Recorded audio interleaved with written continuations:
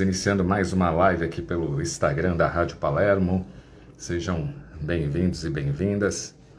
Daqui a pouco uma conversa muito bacana com a Maria do Carmo, a do Carmo, que é designer, modelista, doutoranda em comunicação e semiótica e também em design.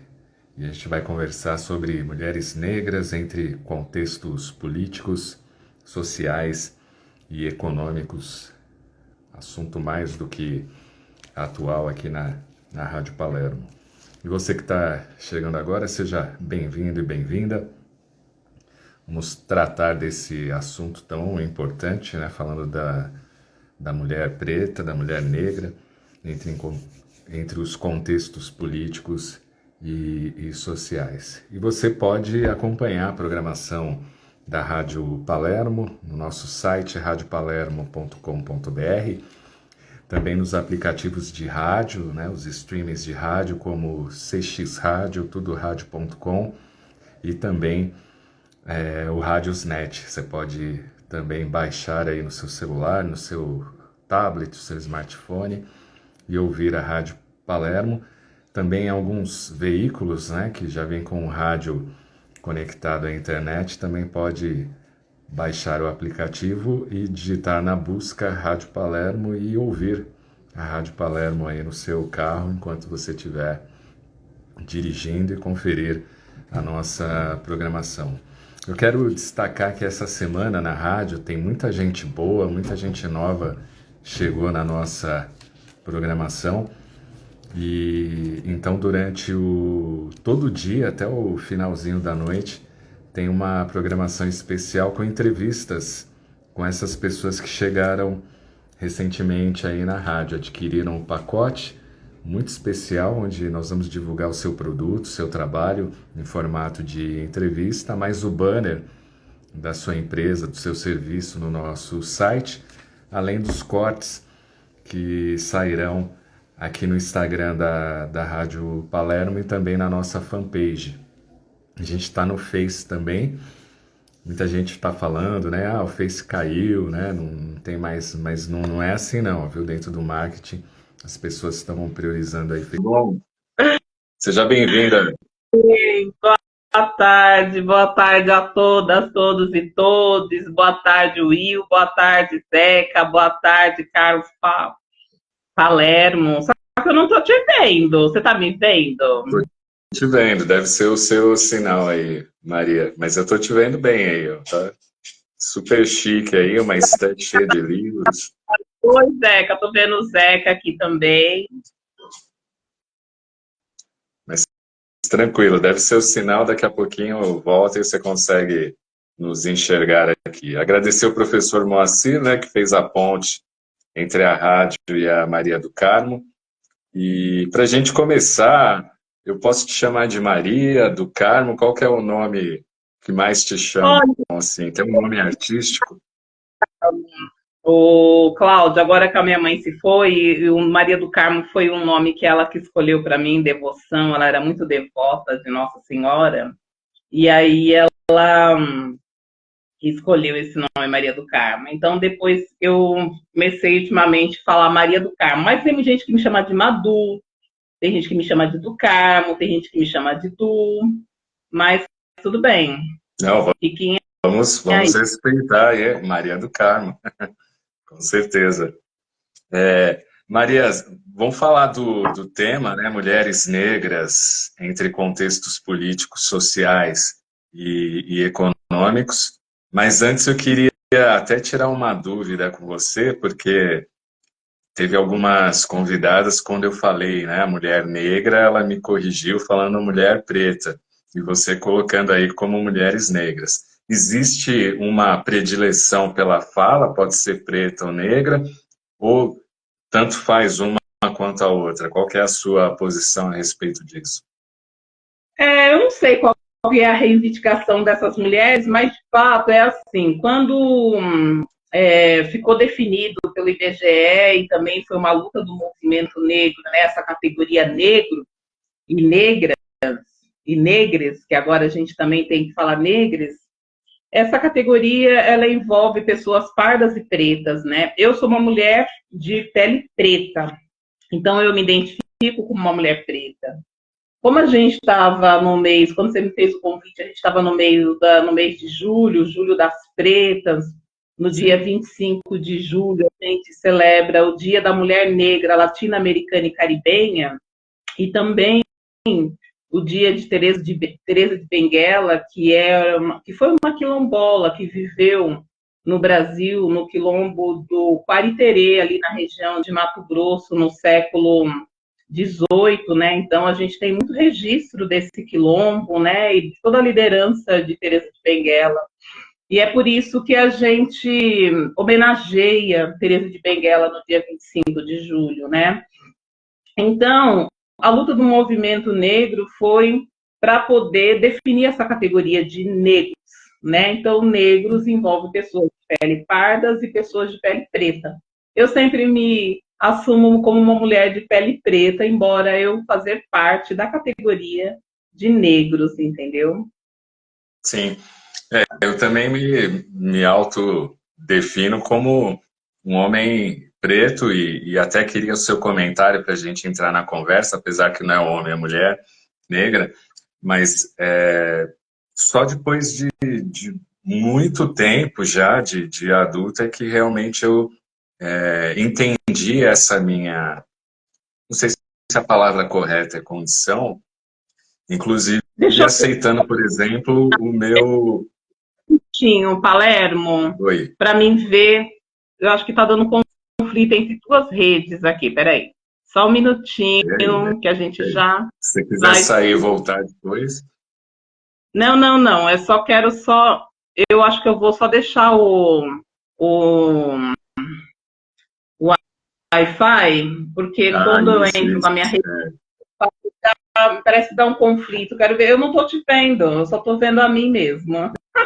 Eu estou te vendo, inclusive o professor Moa comentou aqui que está nos vendo perfeitamente. Ai, que Samara Narciso bom. entrando aqui. Obrigada. Rafael Reis Guarulhos também está aqui com a gente. O Rami Silva também nos acompanhando. Fabiola Santos também está aqui com a gente. O Palma também. Obrigado aí pela audiência. E aí o professor Moa comentou, né? Estou vendo os dois e ansioso por essa conversa boa. Ajeitou aí, Maria do Carmo? Ajeitei sim. Deixei só no Wi-Fi para achando que daqui a pouquinho eu consigo te visualizar. Eu continuo só Isso. visualizando a mim mesmo. Bom, mas vamos Então, lá. A Samara aqui, boa tarde. Estou vendo vocês normalmente. Valeu aí, Samara. Mas o que eu estava te perguntando, Maria do Carmo, é justamente essa questão, né, de um racismo estrutural, onde durante muito tempo eu não me via como um homem preto, não sempre querendo cortar o cabelo baixinho, porque é o que a família dizia, né? O cabelo baixinho e é bem comportadinho, é aceito por todo mundo. E só realmente depois de casado, depois de ter aí 3 filhos, é que eu me resgatei essa minha origem, resgatei a minha identidade e hoje eu coloco o meu cabelo do jeito que eu quero, sem medo de não represálias, mas de comentários, principalmente de familiares. Pô, mas esse cabelo assim, cabelo assado, né? Quando eu era pequeno, cabelo ruim, né? Cabelo pichain, que as pessoas falavam. Então, só depois de entender toda essa luta que os nossos ancestrais tiveram, né? E quanto de sofrimento eles tiveram, que para mim é inimaginável, né? Não passei pelo que eles passaram, mas posso ter uma ideia disso. É que hoje eu tenho esse resgate da minha ancestralidade, inclusive do ponto de vista religioso, onde hoje eu entendo a Umbanda, eu entendo os orixás e entendo o que é a cultura negra, né, no nosso país e o quanto ainda ela precisa ser discutida e precisa ser ensinada, né, nas escolas, por mais que tenha lei, mas ainda não, isso não está sendo levado a efeito. E paralelo a isso, né, eu vejo o quanto, né, as mulheres negras estão aí se posicionando e o quanto tiveram de dificuldade para se posicionar. Ainda tem muito espaço para ser conquistado, mas o que já foi conquistado é sempre com muita luta e sempre com muito suor, né? Então, eu queria saber de você toda essa questão, se você também é, teve esse momento, né? Seguindo o que a sociedade fala e de repente você teve um start e aí está seguindo a sua ancestralidade, a sua natureza, ou se desde pequena você já tinha essa consciência e já era mais, contestava, né, mais as opiniões? Então, o Cláudio, ser uma mulher preta, eu acho que o que eu me recordo na minha, na minha primeira infância, ali quando eu estava com 7 anos de idade na escola, eu já me deparei com situações de racismo, né, provocada por coleguinhas meus de sala de aula, que nem eles também se davam conta. Então, assim, a questão do racismo eu já enfrentei desde de muito pequenininha, sabe? Então, assim, do que é ser negro, ter uma consciência racial, é claro que isso veio um pouco mais tarde, já um pouco mais na minha, passando da minha adolescência para a minha vida adulta. Mas o tom da minha pele, o meu cabelo crespo, né? Então, assim, todos esses estereótipos, né, que a corporeidade negra passa numa sociedade que ainda cultiva um racismo de forma estrutural, institucional, eu passei, eu vivenciei, não só eu, como os meus irmãos também.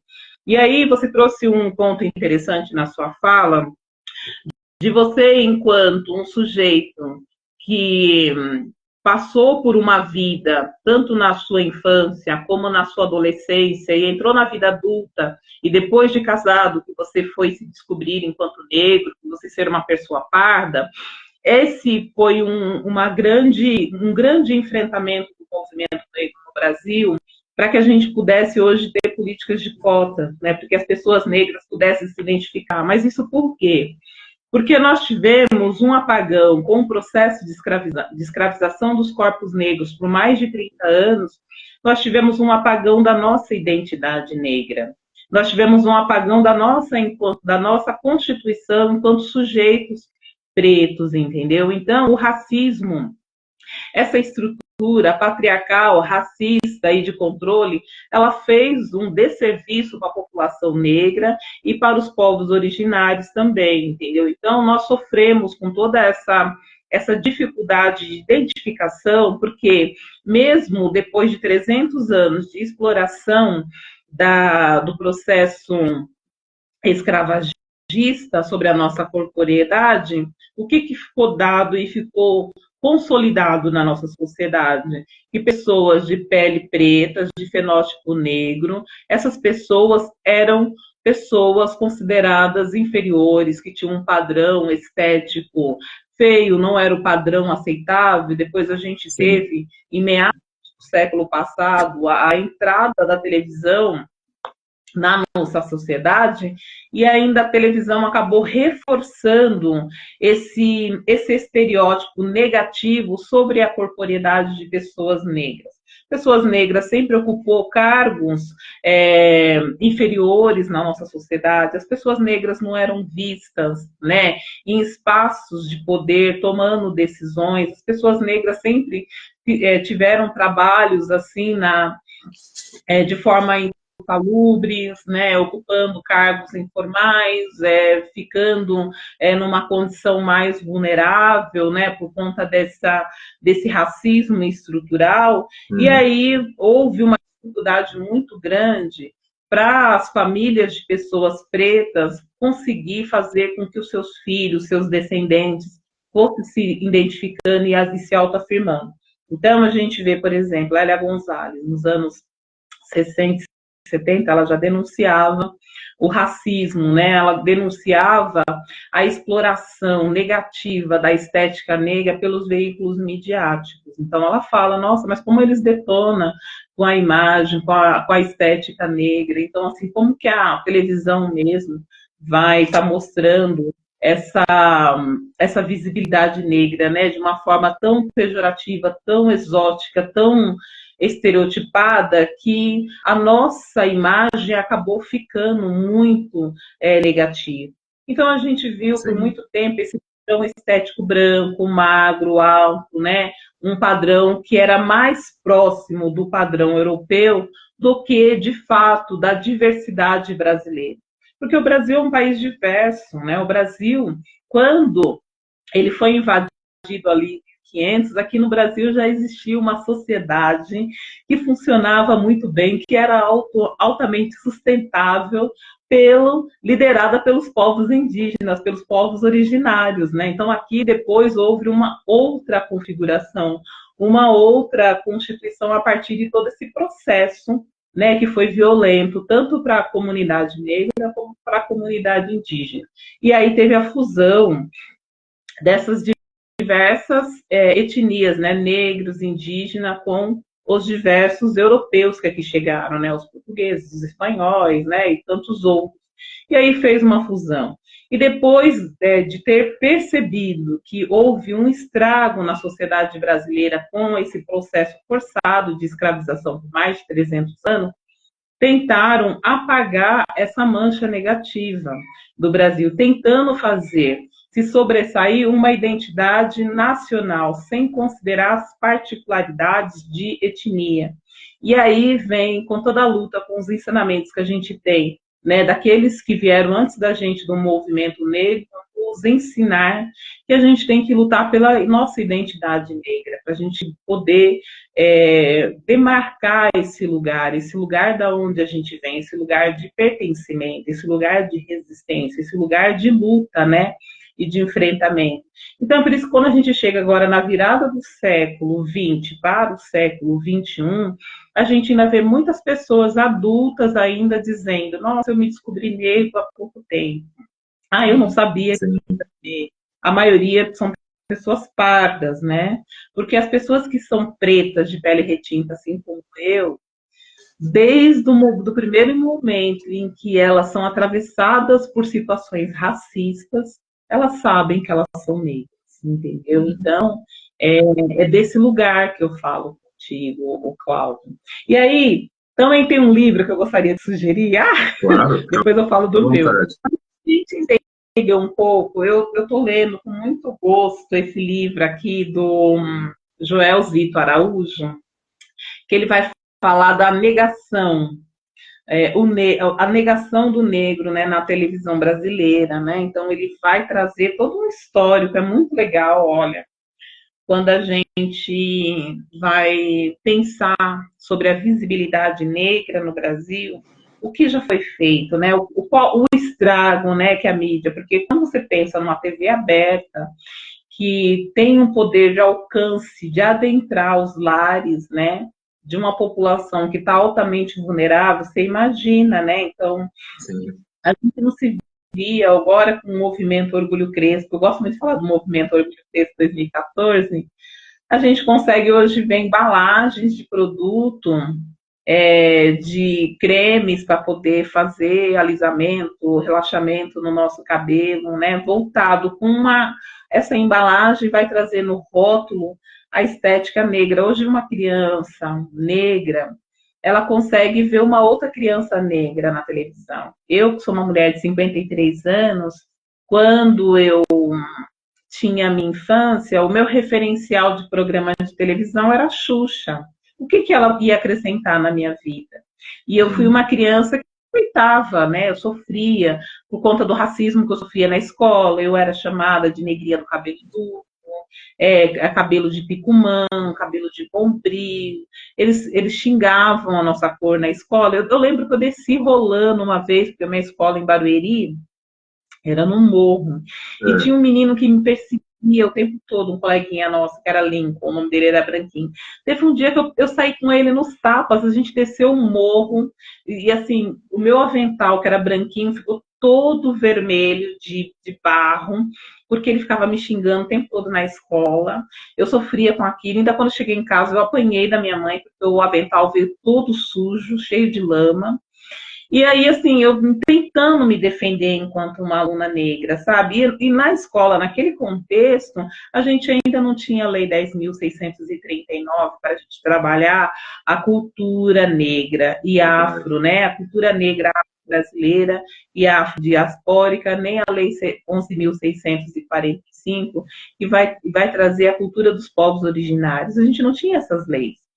Então, não se trabalhava esse contexto racial em sala de aula, né? Então, era muito complicado. E minha mãe, ela entendia, sim, o que a gente sofria, tanto que ela não gostava que a gente assistia televisão, ela não gostava que a gente ficava olhando para o que passava na Globo, né? Então, ela, uma costureira, com muita dificuldade, ela comprava livros para a gente, porque vinha uma Kombi que era do ciclo de leitura, eu lembro como hoje, e ela comprava a prazo os livros, trabalhando ali na máquina de costura, ela comprava um livro a prazo para a gente ler.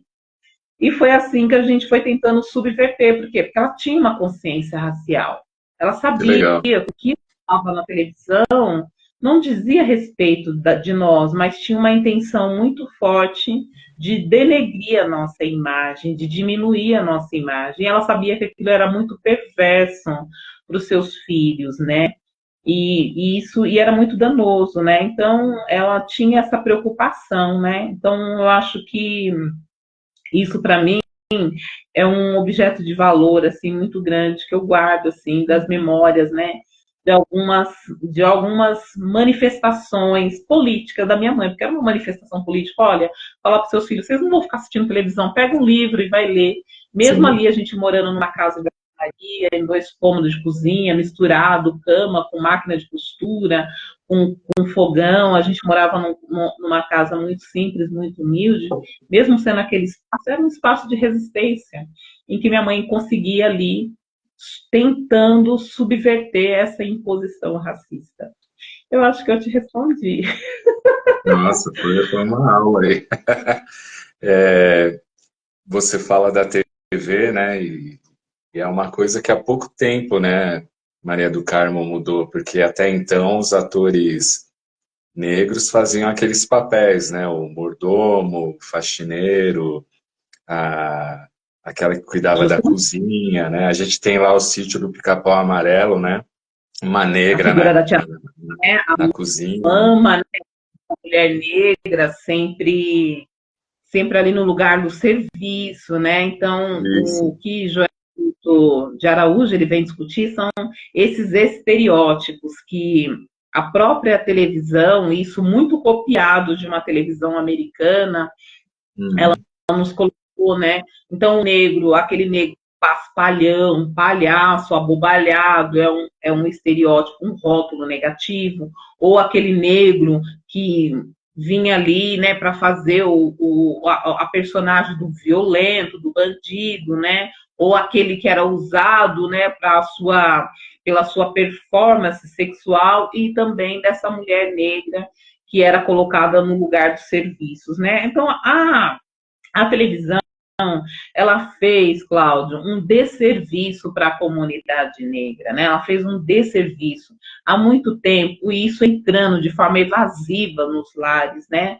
Das pessoas pretas e não negras, e isso foi muito devastador, né? Então, agora que a gente está aí falando para todo mundo, né? Eu sou linda, a nossa cor é linda, o nosso cabelo é lindo, a gente precisa ter orgulho do nosso cabelo crespo, a gente tem que falar do nosso cabelo crespo, né? Então, Sim. não sei se vocês, mas em São Paulo a gente tem a lei do orgulho crespo, o dia do orgulho crespo, que foi aprovado em 2018. A gente tem uma lei, dia 26 de julho, a gente celebra na cidade de São Paulo o Dia do Orgulho Crespo. É uma luta dos movimentos sociais, uma luta de jovens ativistas negros. Essas meninas começaram nas redes sociais falando, né, da estética negra, do cabelo crespo, da importância de se valorizar. Nossa, nessa última década, desse segundo do século XXI para cá, a gente começou a observar a quantidade de produção de material didático, pedagógico, falando, né, da valorização da estética negra, para a gente poder trabalhar na educação infantil com as crianças, né? Então a gente tem diversos livros contando história, falando muito bem do cabelo crespo, falando muito bem de crianças negras, de pele escura, de pele retinta. Isso é muito importante. Então, assim, a nossa luta, ela está aí. Então, assim, a mulher negra, nesse contexto da sociedade, ela vem colaborando, contribuindo para desfazer, né, essa imposição racista em diversas frentes. É na educação, né, é nas tecnologias, né, são diversas formas que a gente está atuando em diversas áreas, diversos campos, entendeu? Mas, infelizmente, nós ainda estamos na base da pirâmide social, Cláudio. Quando falam da situação da mulher negra, por isso que eu falei, né, da nossa palestra, vamos falar da mulher negra, mas vamos falar dos contextos políticos, sociais e econômicos. Por quê? Porque ainda estamos ocupando os piores serviços, né? Então, eu estava trabalhando, fui dar uma palestra, deixa eu ver como é que está agora a situação da mulher negra. A situação da mulher negra continua, ela ainda está na base da pirâmide social, ainda ganha muito menos do que uma mulher branca, entendeu? O homem negro ainda ganha menos do que uma mulher branca, o homem, assim, para fazer o mesmo serviço que um homem branco faz. A nossa sociedade, ela é ainda uma sociedade muito marcada pelo patriarcal, e esse patriarcal, ele é branco, ele é cis heteronormativo, entendeu? Então, nós precisamos mudar isso. Não dá mais para a gente ficar na base da pirâmide sociais, né, fazendo múltiplas tarefas, porque a gente não faz só uma tarefa. A gente ganha muito pouco, faz múltiplas tarefas. Então, as mulheres negras estão ainda trabalhando em diversas frentes, diversos serviços. Então, é muito comum você encontrar hoje uma mulher negra que está fazendo faxina num dia, no outro dia está numa outra casa, no outro dia ela está lá na pós-graduação tentando dar aula, estudando, ou fazendo o seu mestrado, o seu doutorado, mesmo ela estando numa pós-graduação, ela ainda está, sabe, se virando para poder fazer um dinheiro para ela poder se manter, se virar. A gente tem muitas mulheres negras ainda trabalhando na costura de forma informal, entendeu? Trabalhando aí com, sei lá, no serviço de coleta, gari de rua, né? Salários muito precarizados, trabalhando às vezes nessas ONGs que têm contratos de trabalhos assim abusivos, né? Então a situação da mulher negra no Brasil é muito complicada, né? As empregadas domésticas, as mulheres que trabalham na cozinha, esses tipos de trabalho são tudo informal, muito assim, não é um trabalho assim que você tem um registro na carteira. Por isso que a mulher negra, ela começa a trabalhar muito cedo na sua vida, né? Comecei com 12 anos, eu já trabalhava de empregada doméstica na casa de uma senhora perto da minha casa. Eu era 12 anos, eu tinha que estar na escola. A minha mãe começou muito antes de mim. A minha mãe, ela começou com 7 anos, ela era catadora de algodão. E o mais triste foi minha mãe, quando eu gosto de falar, quando minha mãe estava com 60 anos de idade, depois de ter começado a trabalhar tão cedo, ela não conseguiu se aposentar, porque ela trabalhou muito tempo sem registro em carteira. Pois. Então é difícil, sabe? Então a sociedade, ela é muito desigual, ela é muito injusta com as pessoas, entendeu? É muito difícil. Porque são as pessoas pretas que ficam a maior parte do tempo desempregadas. As mulheres negras são as que ficam mais ainda desempregadas. Sim. As mulheres negras são as que ocupam a maior faixa de trabalho informal. Então, eu estava lendo os dados do IPEA, sabe? E também o do Instituto do IBGE, para dar uma olhada na situação das mulheres negras. E aí eu fico muito triste de ver. São as maiorias, são mães solo, são as que, sabe, as que estão ali sozinhas para poder sustentar a família. Geralmente, isso, né, Maria? Além de cuidar dos filhos, elas cuidam dos filhos de alguém da família, ou de alguém da vizinhança, ou também dos seus idosos, né? Mãe, pai, um idoso. Então, a mulher negra ela é muito sobrecarregada nessa Sim. sociedade tão desigual. Dividir a fala um pouquinho com você. Vozes da Resistência aqui, boa tarde a todos e todas. Andréia de Oliveira, cidade de Diadema, embaixadora afro-brasileira. Obrigado aí, Andréia, pela sua Beijo, presença. André. E a Muito rádio está linda. aberta aí a você, viu, Andréia? Se quiser participar também um dia de uma live, fica à vontade. Vanderlei está aqui com a gente também. Muito legal. Palermo Andréia é uma das nossas queridonas também que esteve com a gente na Marcha do Orgulho Crespo. Também é uma das organizadoras, assim como eu, também da Marcha das Mulheres Negras, porque a Marcha do Orgulho Crespo aconteceu primeiro em São Paulo, depois em 2016 a gente estava junto na organização da Marcha das Mulheres Negras. A Andrea também é uma que luta pelo ativismo das mulheres negras, luta muito também para a inclusão de negros nas universidades através da Educafro. Andrea é uma pessoa muito interessante, eu gosto muito dela. Um beijo grande, Andrea, do seu coração. Legal. Eu, Simone, sim, a televisão era um dos meios de incentivar o embranquecimento da população brasileira. Obrigado aí. A Cristina Pontes está com a gente. Bia Simon, o Simon 2, está aqui. O Nico está aqui também. Obrigado aí pela audiência. A Nancy Valadão também está aqui com a gente. O Zeca Medrado comenta, maravilhosa indicação de livro, professor Amador. Olha aí. Ah, legal. Olha, deixa eu falar uma coisa. Não é só esse que eu vou indicar, hein, Zeca? Vai ter outros também. Boa, boa. É importante a gente ler sobre a situação do negro na televisão a partir de Joel Zito Araújo, porque isso dá uma amplia visão, né? Porque agora a gente, com as redes sociais, muitas pessoas negras se tornaram influenciadores, conseguiram uma certa visibilidade, um certo protagonismo, e a gente observa também que os discursos, por força do capital, são cooptados, né? Então, a gente vê muitos aí trabalhando de forma equivocada para grandes marcas, vendendo produtos e serviços, Sim. e distorcendo um pouco numa medida que não vai contribuir com a luta do movimento negro para para que a gente possa realmente minimizar de fato as diferenças raciais e sociais que existem no nosso país. Então, eu acho que Joel Zito Araújo, assim como tantos outros que a gente tem aí, importante para que a gente possa pensar sobre essa visibilidade negra, né, que está acontecendo nesse contexto, na contemporaneidade, mas que vai trazer a gente para um passado próximo, recente, né, porque ele vai trazer ali o início do século XX, para que a gente possa refletir também como que foi marcado e foi trabalhado essa imagem negra pelo domínio do branco, né? Então acho que isso é muito importante. Sim. A professora Bia está aí também. Eu gostaria de falar um pouquinho também sobre a minha pesquisa do mestrado. Claro. Ela foi muito atravessada pela pesquisa de doutorado da professora Bia Facton, que estudou a joalheria escrava baiana.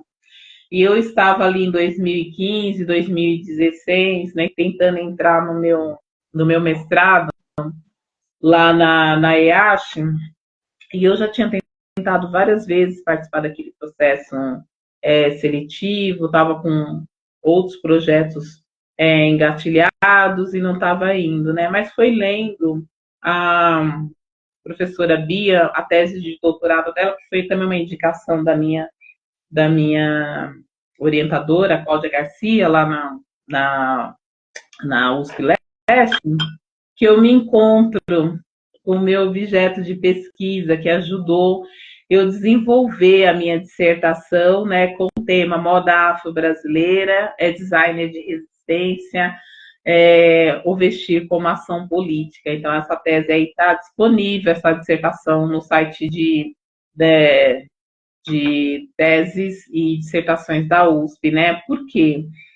Por que eu fui fazer essa pesquisa, né, e trouxe, eu acabo ratificando da professora Bia Facton a ideia, o conceito, design de resistência, porque eu percebi no pouco que eu consegui ler durante aquele mestrado sobre a luta negra, o vestir, a partir, assim, a movimentação, né, as estratégias de resistência da população negra no Brasil, sempre vai ter essa questão do vestir, né, essa muito bem demarcado, né, e como que as mulheres negras subverteram, né, todo aquele processo de imposição, né, desde a corte portuguesa, passando pelo Brasil imperial, né, adentrando, né, e criando irmandades como também um espaço de poder e resistência para poder fazer os enfrentamentos contra o racismo. E isso sempre foi muito bem demarcado por um vestir que fica ali, né, que configura uma presença negra na sociedade brasileira. E a tese da Ana Beatriz Facto me ajudou muito nesse sentido. Então, eu fico muito lisonjeada, né? De saber que ela está aqui conosco. E aí? Que bacana saber dessa questão. Depois vou lá ler a sua tese, que é importante demais. Voltando nos aspectos da comunicação, já que você é doutoranda, né, em comunicação e semiótica, a gente tem visto, né, você até citou, por exemplo, dos influenciadores negros, e eu até em algumas bienais eu tentei conversar e entrevistar com alguns, mas aí eu vi justamente esse padrão, vamos dizer assim, copiando, né, os brancos, que é como se estabelecesse ali uma nova casta de negros que tiveram ali um sucesso, uma projeção, então eles acabam ficando um pouquinho longe da realidade de quem está aqui embaixo. Então vi até uma certa prepotência, um ar assim, não queria falar arrogante, mas um ar assim, eu consegui e agora eu estou aqui, eu vou usufruir de toda essa questão, essa mídia, né? Isso me deixou triste, né? Porque você acaba se aliando, né, ao grande status quo, ou imagina que pertence a ele a partir de ter um certo reconhecimento. E os dados que você está trazendo aqui, principalmente da mulher negra, a gente vê o quanto ainda precisa ser feito de políticas públicas para mudar esse cenário, né, Maria do Carmo? Pois é, o Cláudio. O que você está falando é disputa de alteridade.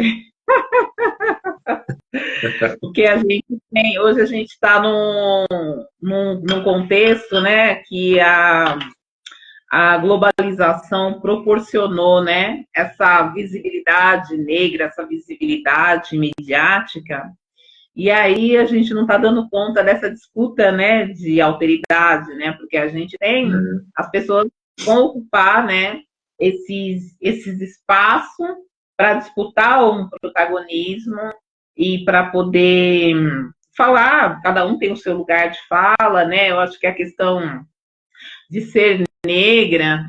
Um beijo, professora Bia, muito obrigada, né? A senhora mora no meu coração aqui, sempre é uma honra poder falar da senhora. Então, estamos juntas, hein? Então, veja bem, a gente precisa rever um pouco a atuação de diversos influenciadores, não só negros, né? Nas redes sociais, porque nem tudo que está sendo dito, né, nem tudo que está sendo, às vezes, né, colocado para fora de uma forma muito intensa, é o que realmente a gente compactua, né?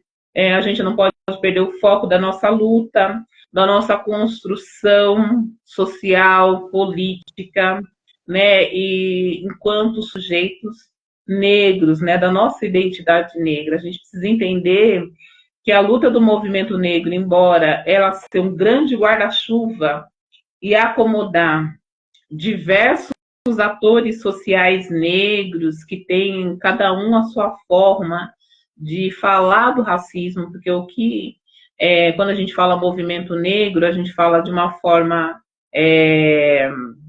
singular, embora dentro dessa singularidade há muita pluralidade.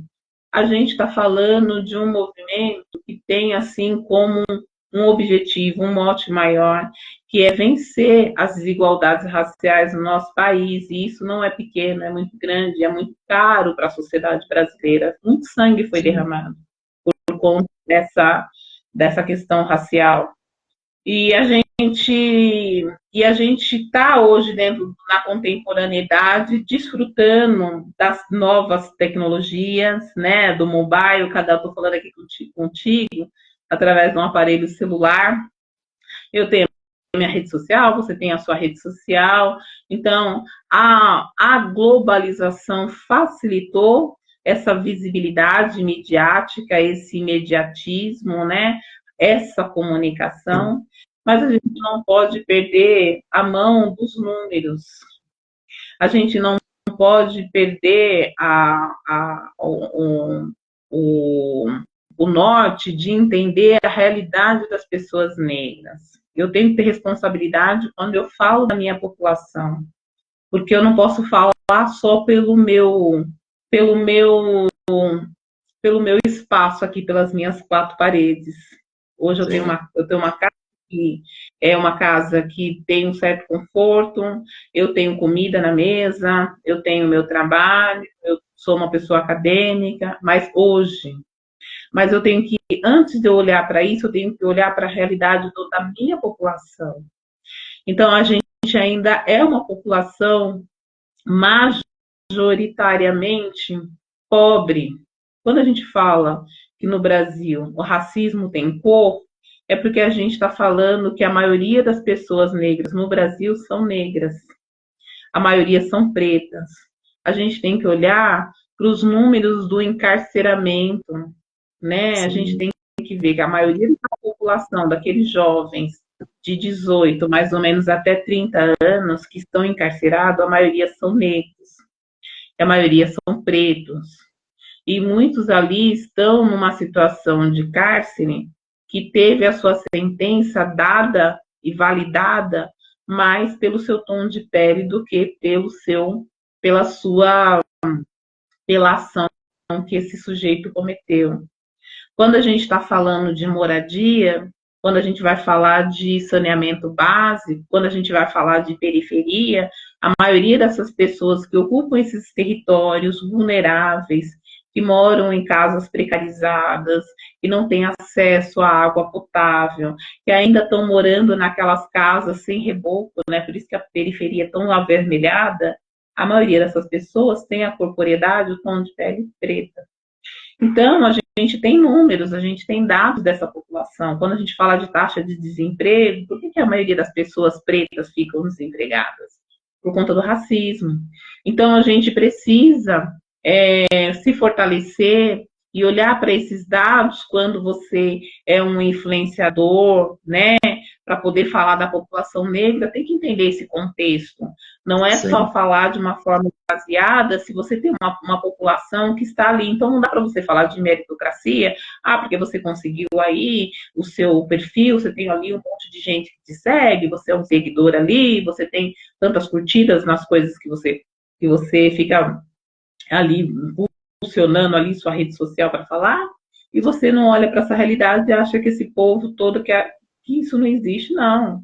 Sobre a situação da população negra e sobre a situação da população também dos povos originários, a gente tem dados. Então, o que se fala muitas vezes na internet, e muitas vezes escorregam nos seus discursos, e os seus discursos muitas vezes são cooptados pelo capitalismo, porque o que o capitalismo vem e faz com a gente, essa classe dominante? Eles vão pegar essas pessoas desavisadas, que tem ali a estética preta, estereotipada na cara, mas estão descolados da sua realidade, para representar muitas vezes uma marca, um produto, um serviço, de uma empresa que não está nem aí, nem um pouco comprometida com a desigualdade racial e nem social, não está querendo trabalhar a questão da equidade na nossa sociedade, aí vai estampar aquele rostinho negro ali para dizer, olha aí, tá vendo? É o sujeito negro que está falando, né? Então, fica muito confortável, porque o capitalismo faz isso, né? Então, são as facetas do Assimila, né? capitalismo que a gente precisa tomar muito cuidado, né? Para não escorregar. E, infelizmente, a gente está vendo que muitos influenciadores acabam escorregando, mas como a internet é uma seara aberta, né? Acho que talvez com o tempo a gente vai conseguir fazer um ajustamento aí, porque de um lado, se a gente tem alguns que escorregam, a gente tem um pessoal muito bacana que se Tem muita posiciona muito gente boa ali, né? Tem interessante muita, e que nos alerta e nos anima a segui-los. tem muita gente boa aí trabalhando pela causa, né? Indica mais livros aí pra gente e o seu também, né? O professor Moa está comentando aqui para você também mostrar o seu livro. Eu vou indicar, sim, eu vou indicar, quer ver? Deixa eu ver onde está o meu livro. Está aqui, da Maria do Carmo. O meu livro, que traz também citação da professora Ana Beatriz Facton, se chama Moda Afro-Brasileira, é designer de resistência da luta negra no Brasil. Na realidade, esse livro aqui, ele não é da minha dissertação do mestrado. Da dissertação do mestrado ainda está no prelo. Eu fechei com a editora em 2020, mas até agora eu não consegui ainda liberar. Por quê? Porque eu entrei em diversas frentes, comecei a fazer um doutorado, comecei a refletir sobre outras leituras que pudessem, sei lá, repensar a minha escrita acadêmica naquele fazer do mestrado. E aí, alguns outros textos foram surgindo pós essa fase. Eu já estava no doutorado quando foi surgindo. E aí surgiu um edital de livros impressos lá na USP, lá na FAO, e eu peguei, mandei os textos para lá e passou, e é o texto que são os textos que renderam esse livro aqui. Eu acabei passando em primeiro lugar lá. Oh, parabéns. Eu participei do edital e passei com esse livro. Então, achei muito, muito legal.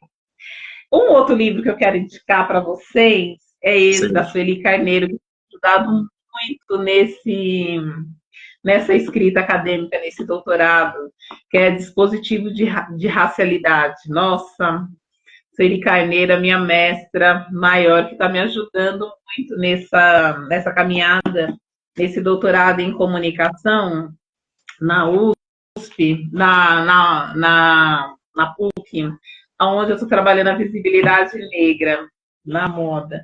Então, esses dois livros aqui, ó, A Negação do Brasil e o Dispositivo de Racialidade, eu acho muito bacana para a gente poder falar um pouco, né, sobre pensar Sim. um pouco essa disputa de poder, né, de alteridade, essa constituição do sujeito negro, desse nosso lugar de fala, né, desse corpo-território. Então, acho que está me ajudando a pensar muito sobre isso.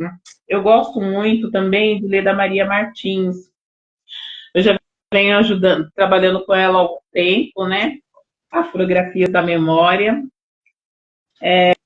O Reinado de Jatobá, essa questão do sincretismo religioso, né? Que ela vem falar das encruzilhadas, ela traz muita questão também, né, dos ritmos, né, musicais, né, desse letramento musical da candância dos negros,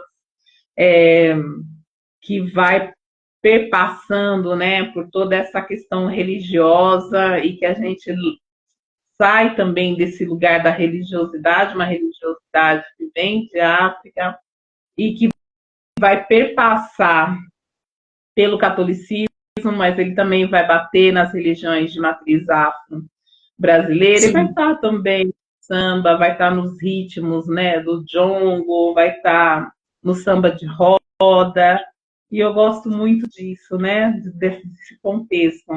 Eu acho que a gente tem a gente fala muito de decolonialidade, sabe, o Cláudio?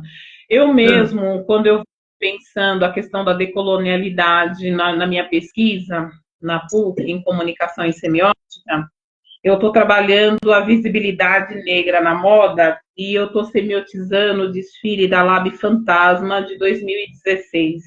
Yasuke, bendito louvado seja, que é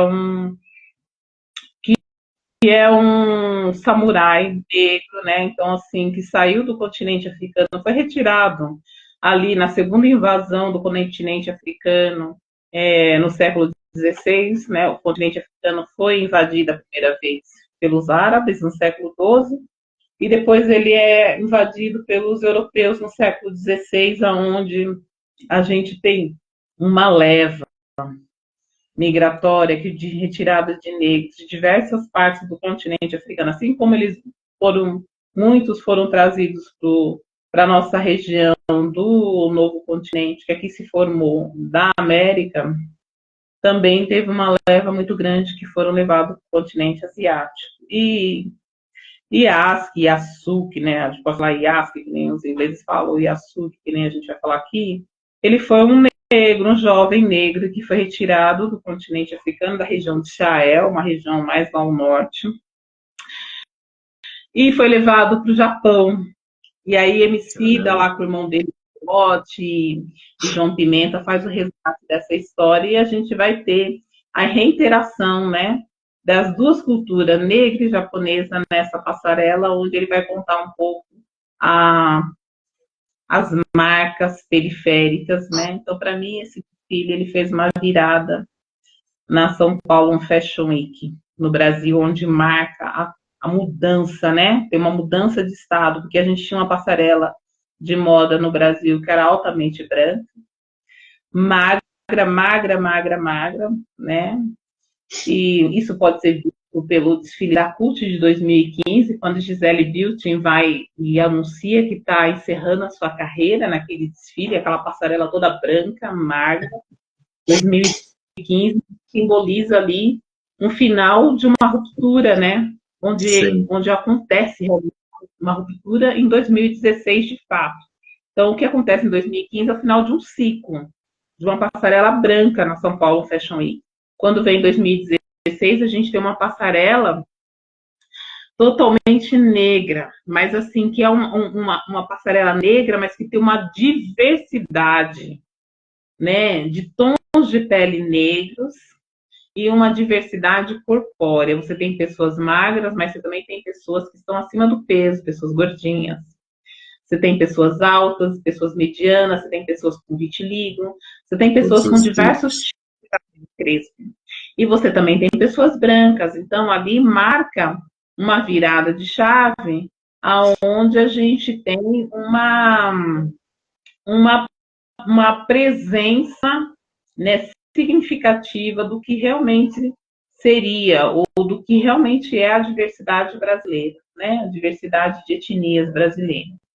A gente tem também, e aí eu estou falando dessa questão da decolonialidade, onde eu vou trabalhar, e um livro também que tem me ajudado muito, que faz parte também da Rede Estadual de Educação em São Paulo, que é o livro de Maria Firmina dos Reis, Úrsula.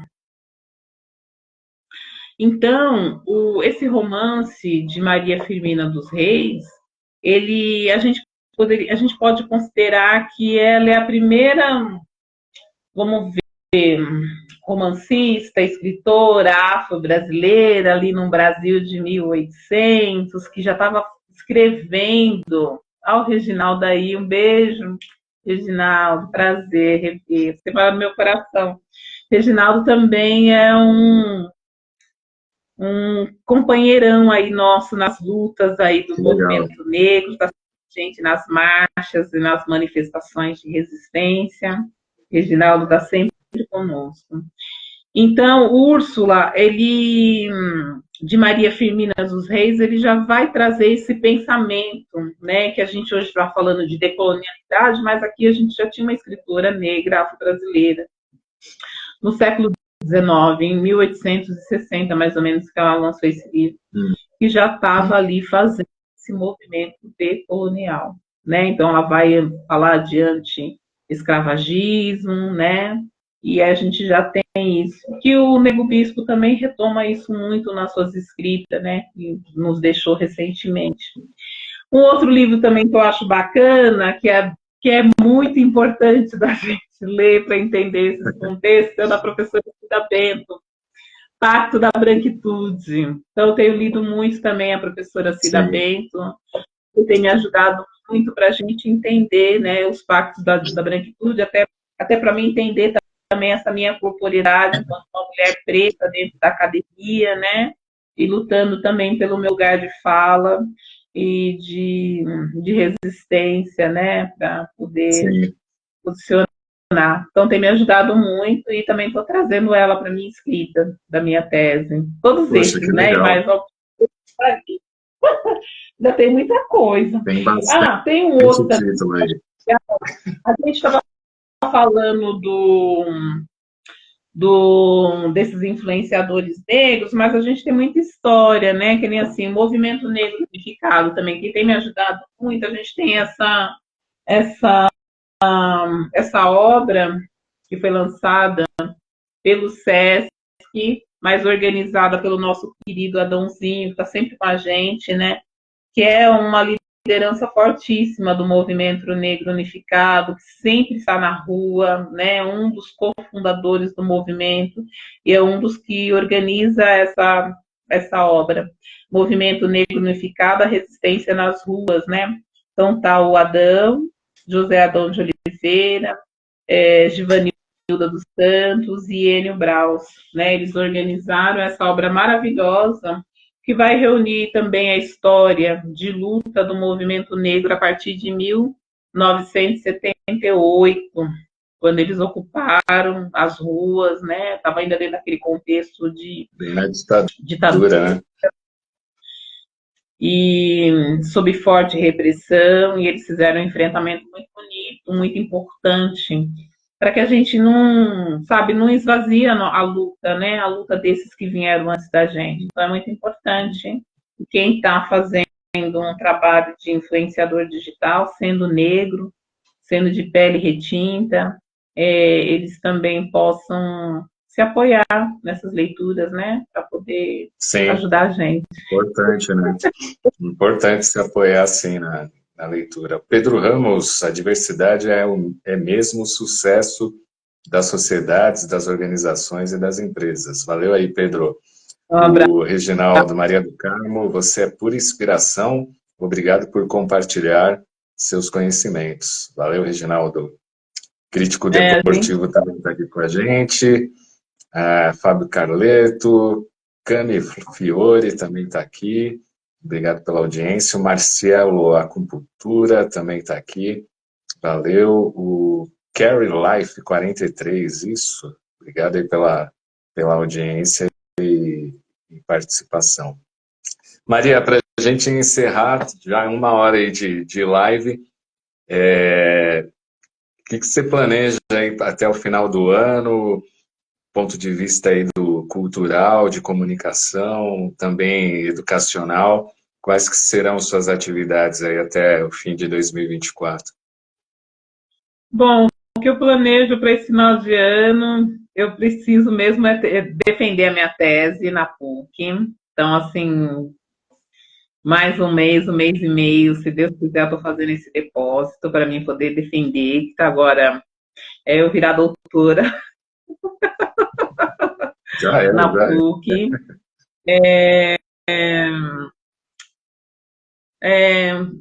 Assim, o que eu desejo, né? Eu acho assim,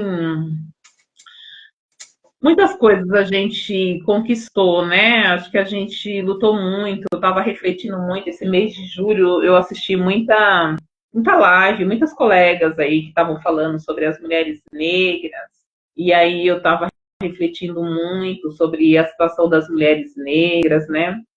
Então, muitas estavam falando que a gente precisa ter o direito do bem viver, né? E aí eu fico muito nesse lugar, né? A gente ainda está lutando por uma por um viver de subsistência, né? A mulher negra ainda está naquele lugar que não conseguiu ainda criar seus filhos com dignidade. A mulher negra ainda ganha os piores salários, né? As mulheres negras ainda são as que estão ainda trabalhando informalmente, trabalham muitas horas, né, do dia, tá sempre fazendo muitas atividades para além, né, se está na academia, tem que fazer outros trabalhos para poder conseguir se manter na academia. Ela não consegue se manter só com um trabalho, então isso é muito doloroso, né?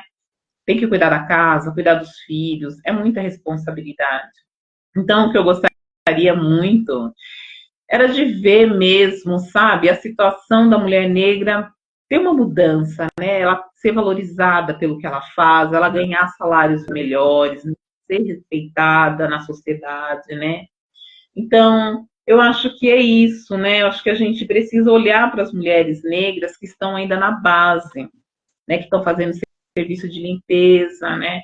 Por exemplo, outro dia eu fui convidada para participar de uma roda de conversa de mulheres negras que estavam falando de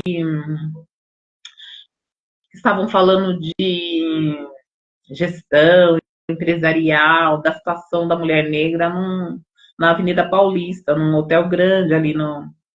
E aí, quando eu chego lá, eu vejo sentado ali no palco 3 mulheres que eu não leio elas como mulher negra. São mulheres que eu leio elas na sociedade como mulheres brancas, que têm uma passividade branca. Mas elas se autodeclaram negras, então elas foram contratadas por grandes empresas, elas estavam falando ali como se fossem mulheres, mas elas não são mulheres negras. E aí eu fiquei assim, muito triste, porque eu falei assim, gente, como é que pode, né? A gente não tem lugar de fala, mas essas grandes empresas também se aproveitam dessas pessoas que se autodeclaram negras, que não são negras, ocupam esses lugares, e aí vai cair, né, não, a gente está fazendo a diversidade, nós estamos praticando a diversidade, porque falar de diversidade hoje se tornou um objeto de valor. Então, para algumas empresas, agrega valor para a sua marca, para o seu produto, para o seu serviço, quando ele fala, não, nossa empresa é diversa. A gente trabalha com a diversidade, mas quem é que você está contratando? A gente está contratando as pessoas que se autodeclaram negras, mas essa pessoa é lida socialmente como negra? Então, o que adianta uma pessoa que é lida socialmente como branca ocupar um espaço de uma pessoa negra? Essa pessoa não sofreu com racismo. Tanto que... Não sabe da realidade, né?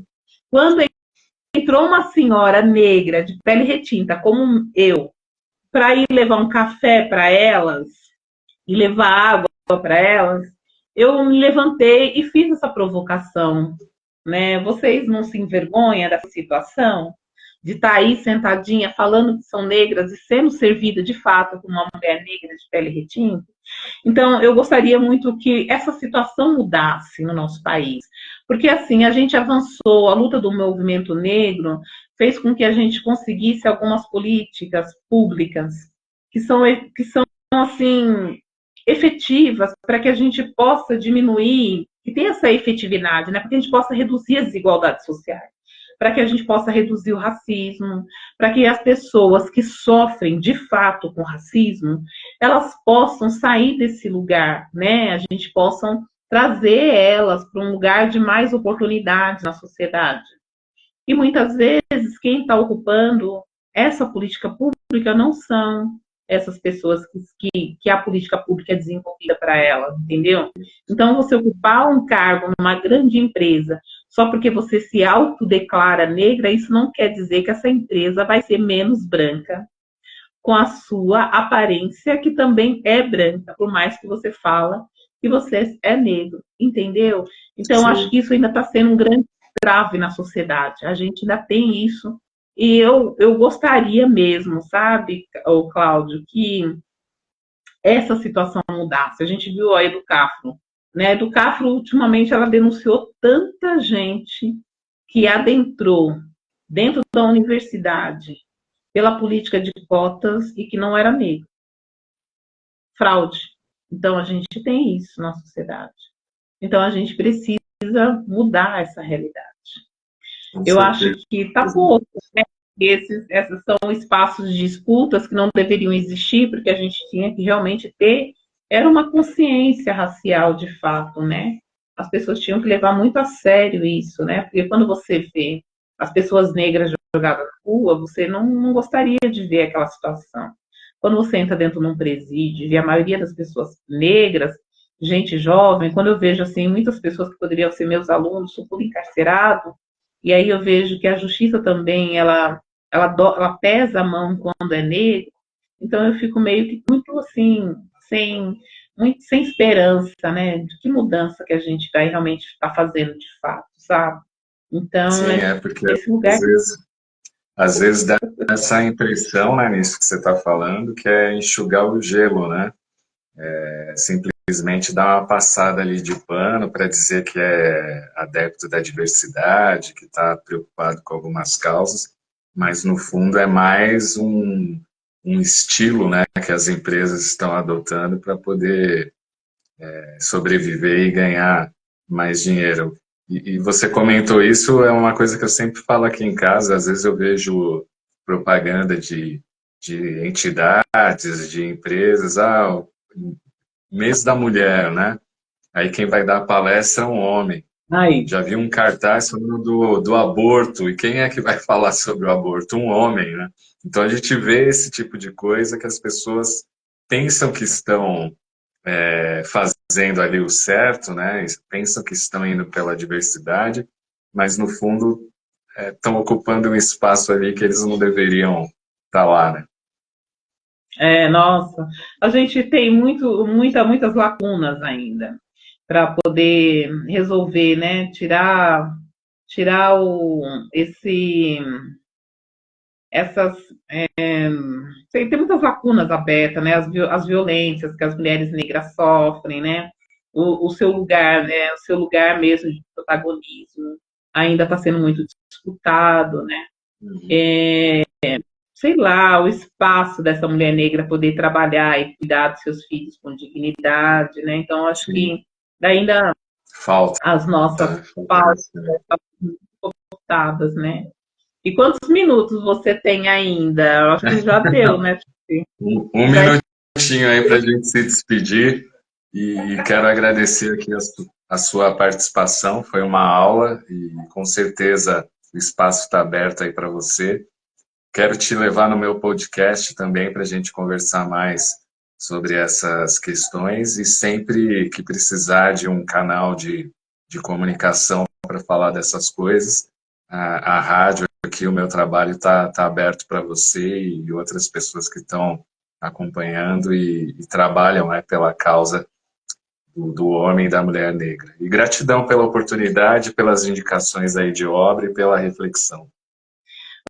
Obrigado, Cláudio. Um grande abraço. Muito obrigada mesmo por ter convite. Eu agradeço muito ao professor Moacir pela oportunidade e agradeço de coração a todos e todas que passaram por aqui para nos ouvir e que ainda vão passar, né? Porque Isso. isso aí vai ficar gravado, então as pessoas vão poder assistir. Um forte abraço a todos vocês. Muito obrigada. Um abração, uma ótima tarde aí, tudo de bom. Beijo no coração. Obrigado. Qualquer momento a gente volta aí com mais lives, gente. Acesse lá radiopalermo.com.br. Grande